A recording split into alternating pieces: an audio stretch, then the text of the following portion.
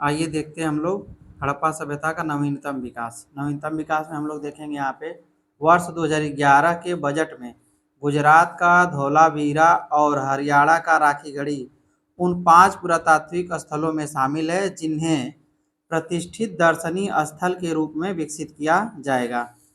आगे ये देख लीजिए, गुजरात का धौलावीरा है। आगे और आपको दिखाते हैं।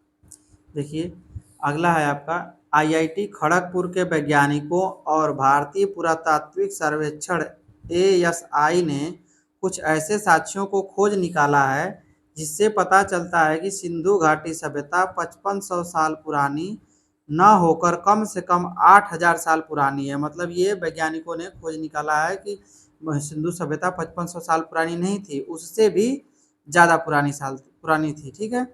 यह मिस्र 7000 ईसा पूर्व से 3000 ईसा पूर्व और मेसोपोटामिया 6500 ईसा पूर्व से 3100 ईसा पूर्व की सभ्यताओं से पहले ही अस्तित्व में आ चुकी थी। इसके अतिरिक्त खोजकर्ताओं को एक पूर्ण हड़प्पा सभ्यता के साक्ष्य भी प्राप्त हुए जो कि हड़प्पा सभ्यता से कम 1000 साल पहले अस्तित्व में थी।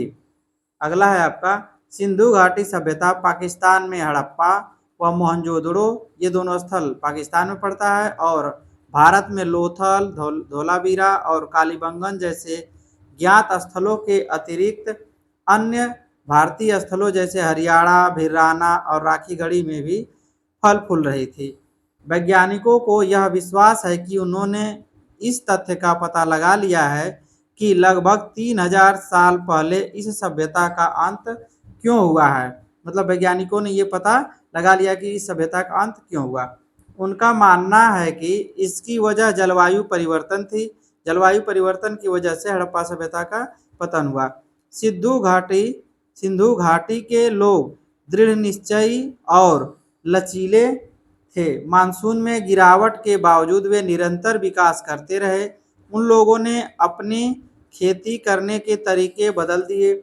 मानसून के पूर्वार्ध के दौरान अनाज जैसे गेहूं और जौ से सूखा प्रतिरोधी प्रजातियां जैसे चावल मानसून के उत्तरार्ध में बोए जाने लगे।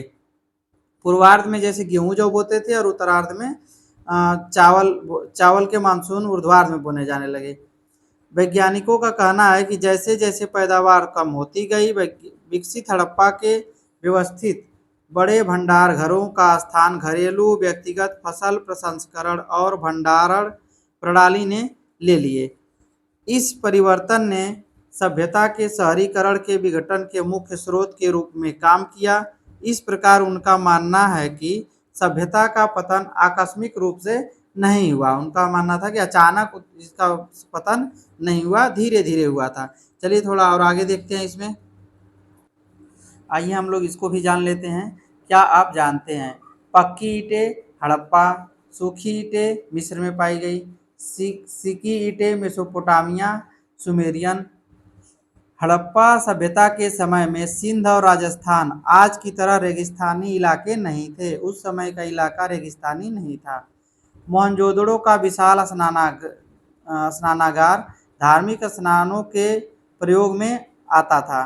समकालीन सुमेरियाई नगरों में भी हड़प्पा के समान ही खाद्यान्नों का उत्पादन होता था और वे भी उन्हीं जानवरों का पशुपालन करते थे जिनका हड़प्पा वासी करते थे। लेकिन गुजरात में हड़प्पा वासी चावल उगाते थे और हाथी पालते थे, जबकि मेसोपोटामिया के नगरवासी ऐसा नहीं करते थे।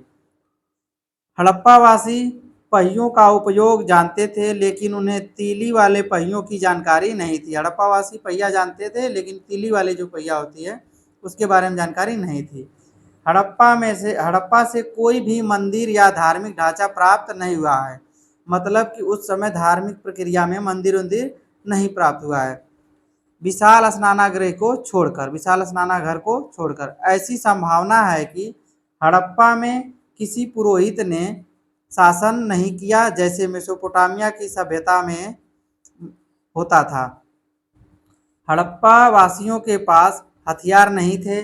सिंधु प्रदेश के निवासी ईश्वर की पूजा पेड़ों, जानवरों और मानव के रूप में करते थे, लेकिन प्राचीन मिस्र व मेसोपोटामिया की तरह वे देवताओं को मंदिर में स्थापित नहीं करते थे। यानी हम लोग कह सकते हैं कि वहाँ की मिस्र और मेसोपोटामिया की तरह अब हमारे यहाँ भी होने लगा। पहले हड़प्पा सिंधु सभ्यता के लोग इस तरह की पूजा नहीं करते थे। ठीक है, अगला है टेराकोटा मृद भांड का तात्पर्य आग में तपी मिट्टी की मूर्तियों से। हम लोग पीछे कई बार आप लोग देखे होंगे टेराकोटा टेराकोटा की बात आ रही थी, उसका मतलब मृद भांड का तात्पर्य आग में तपी हुई मिट्टी की मूर्ति, मतलब मिट्टी की मूर्ति बना के उसको आग में पकाया जाना। हड़प्पा के संदर्भ में देखा जाए तो नारी टेराकोटा मूर्तियों की संख्या पुरुष मूर्तियों से अधिक थी।